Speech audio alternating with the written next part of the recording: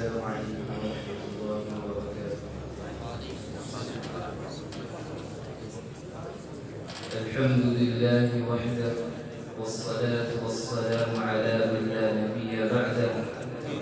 أما بعد، فقد قال الله تبارك وتعالى في كلام الخالق: أعوذ بالله من الشيطان الرجيم، بسم الله الرحمن الرحيم. ألا بذكر الله تطمئن القلوب. صدق الله العظيم. واجب الاحترام قابل اساتذہ کرام اور معزز طلباء کرام، عصر حاضر کا سب سے بڑا فتنہ سائنس کے حیرت انگیز انکشافات ہیں۔ ان انکشافات نے جہان دنیا کے لیے ہزاروں لاکھوں آرام پہنچانے کی چیزیں پیدا کی، وہیں انسان کے دل و دماغ میں ایک نہ ختم ہونے والی چبھن پیدا کر دی۔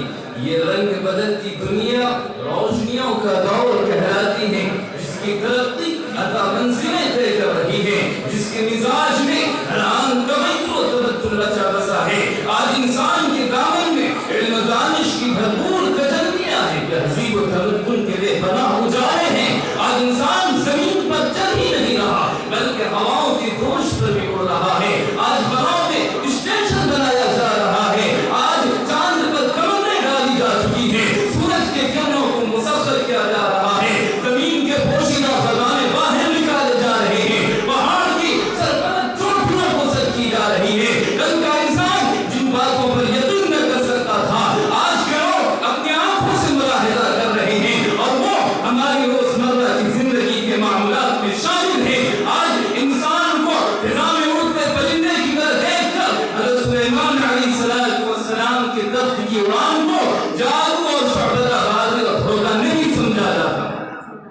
سائنس نے فاصلوں کو ختم کر کے دنیا کو کھیل کا میدان بنا دیا، اور دوری اور نزدیکی کے تمام پردے اٹھا دیے، ان سربستہ رازوں کو کھول کر رکھ دیا جو کب تک آنکھوں سے اوجھل پردے جہل میں پڑے ہوئے تھے۔ غرض کے مادی اعتبار سے انسان نے کافی ترقی کر لی ہے، مریخ میں آبادی، چاند کے دھندلکوں میں انسان، سمندر کی تہ میں موتی، زمین کے جگر میں تیل، پہاڑوں کی کوٹ میں چھپے ذخیرے، مال دولت کی فراوانی، عیش و عشرت کے بے شمار وسائل، مگر ان ترقیوں کی تہ تک جائیے تو آپ کو معلوم ہوگا یہ ترقیاں صرف چیزوں کی ہوئی ہے۔ جہاں تک انسان کا تعلق ہے وہ بدستور اپنی غیر ترقی یافتہ حالت میں پڑا ہوا ہے۔ مادی ترقی نے انسان کو روحانی لحاظ سے بہت پیچھے دھکیل دیا ہے۔ تمام تر توجہات خارجی دنیا کو حسین بنانے پر کی اور باطنی تزکیہ سے یکسر صرف نظر کیا۔ یونی شاعر نہیں کہتا ہے مغرب میں بہت روشنی علم و ہنر ہے، افسوس کے بے چشمے ہے راہ ظلمہ۔ آج انسان کے پاس بے پناہ دولت ہے، راحت و آرام کے لامتناہی وسائل ہیں، مگر ان دولت سے صرف ہم گدے خرید سکتے ہیں، مگر میٹھی نیند نہیں خرید سکتے۔ اس دولت سے ہم صرف عین خرید سکتے ہیں، نظریں نہیں خرید سکتے۔ دولت سے ادویات خرید سکتے ہیں لیکن صحت نہیں خرید سکتے۔ دولت سے آلات جدیدہ خرید جا سکتے ہیں لیکن حادثوں کو ٹال نہیں سکتے۔ دولت سے جسمانی راحت کو خرید سکتے ہیں لیکن روحانی سکون و مسرت نہیں خرید سکتے۔ آج دولت کے خزانے پر ہوتے ہوئے بھی بے چینی دروازے پر رہتی ہے۔ پہلے لوگ اونٹ کے پہاڑوں پر سفر کرتے تھے لیکن سکون تھا، آج ہوائی جہازوں پر سفر کرتے ہیں، بوٹوں پر سفر کرتے ہیں مگر بے سکون ہے۔ پہلے جنگل کی طرح تاریک وادیوں سے صحیح سامنے گزر کر منزل تک پہنچ جانا تھا، آج شہر کے چوراہوں پر بجلی کی روشنی کرے صحیح سامنے گزر کر پہنچ جانا اپنے منزل تک یہ ایک اتفاق ہے۔ یونی شاعر نہیں کرتا ہے یہاں جسم کردار کے نظام ہے چوراہوں پر، یہ ترقی ہے تو پھر ہے خدا کیا ہوگا۔ میرے محترم دوستو، روشنیوں کے اس دور میں حالت یہ ہے کہ قدم قدم پر خطرات کے اڈے ہیں۔ آج عالیشان بیڑیاں اجڑے دلوں کا مسکن ہے، آج شاندار حکومت اندرونی سازشوں کے شکار ہے، رہبر الحسن کے نوازے اوڑے ہوئے ہیں۔ تصویر آسمان کے ارادے بجا مگر سب سے پہلے زمین کو مرکز عمل بنا، محترم سامعین کرام، اس بے خدا تہذیب نے انسانیت کی گاڑی کو ایک دلدل میں لا کر کھڑا کر دیا ہے، ایک ایسے چوراہے پر جس کی نہ کوئی منزل ہے، ایک ایسے آندھی بھری مشین ہے جو نہ روح رکھتی ہے، نہ دل، نہ عقیدہ، نہ ضمیر۔ اس نے انسان زندگی سے ایمانی روح اور حلاوت سلب کر لی ہے، عقیدے کی گہرائی دل کا سکون چھین لیا ہے۔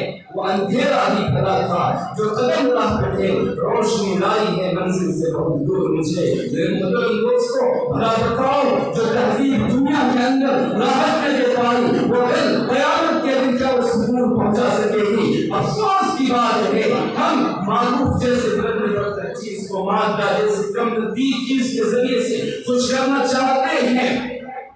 افسوس دراصل وہ باتیں جن سے دل کے نگر میں اصلاح کا نور فرما، دل کو سکون اور قرار حاصل ہوتا ہے، وہ ہے خدا کا خوف، خدا کی ہدایت کی پیروی۔ یہ پائیدار اور مستحکم بنیاد ہے جس پر چل کر انسان اپنی زندگی کو سنوار سکتا ہے، دامن مراد سکون سے بھر سکتا ہے۔ اگر یاد رکھیے، انسان جتنا مذہب اور خدا پرستی سے دور جاتا جائے گا اتنا ہی سکون سے محروم ہوتا رہے گا۔ بے رونق جنود تعطل سکوت ملک، ایسا ہی کائنات کا نقشہ تیرے بغیر۔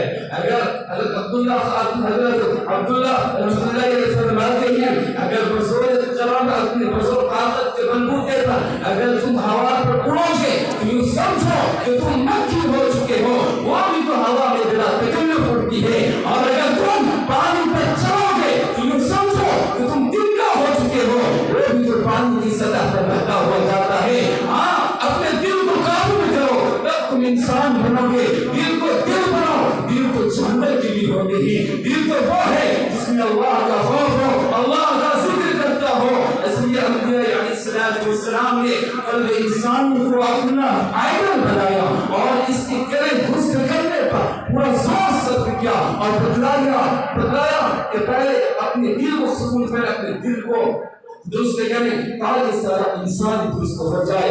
انسان کے پہلو میں دھڑکنے والا یہ دل اگر سبر جائے تو اسے سکون قرار حاصل ہوگا، اور جہاں بھی جائے گا فرحت و انبساط کے خزانہ نکالا جائے گا۔ ہماری اس دنیا کی سب سے بڑی مخلوق انسان ہے، اس سے اوپر اگر کوئی ذات ہے تو اس کا خالق یعنی اللہ ہے۔ یہ واقعہ اس حقیقت کو پالنے کے لیے کافی ہے کہ انسان کے لیے سکون سیٹسفیکشن کا واحد ذریعہ یہ ہے کہ وہ اپنی کریڈل یعنی اللہ کو پالے۔ اس سے کم تر کوئی اور چیز نہیں جو اس کے سکون و راحت کا سبب بن سکے۔ اسی کو قرآن نے یوں اعلان کیا ہے، الا بذکر اللہ تطمئن القلوب۔ جو لوگ اللہ پر ایمان رکھتا ہے، سنو ان کے دلوں کو اللہ کی یاد سے اطمینان ملتا ہے۔ میں اپنی اسی بات پر تقریر کو ختم کرتا ہوں۔ وما علینا الا البلاغ۔